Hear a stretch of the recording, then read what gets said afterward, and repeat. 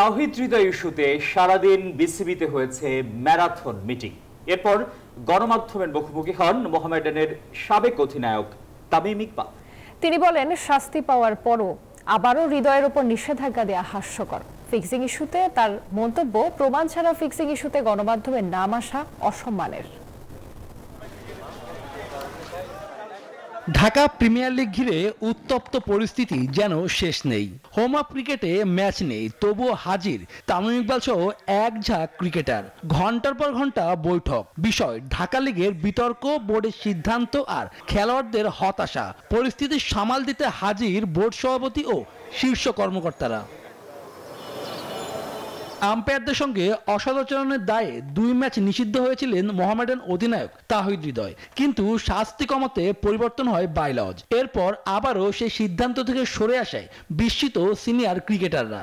2টা ম্যাচ খেলার পর কালকে শুনলাম যে তাকে আবার সাসপেন্ড করছে। এটা কোন রুলে, কোন দিকে, কিভাবে করছে এটা আমার কাছে জানা নাই। এই জিনিস নিয়ে আমরা খুব ওয়ারিড ছিলাম। এটা actually it was very funny. এর কোনোভাবে সাসপেন্ড হতে পারে না।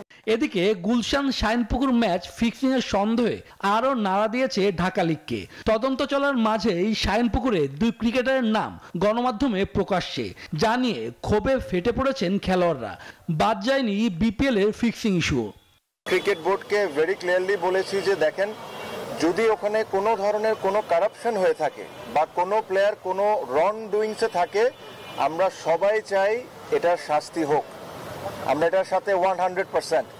বাট তার মানে এটা না আর কাউকে এটার কোনো অধিকার নাই আপনি ওই 2টা ছেলেকে নিয়ে যায় মিডিয়ার সামনে তাকে দিয়ে অ্যাক্টিং করাবেন।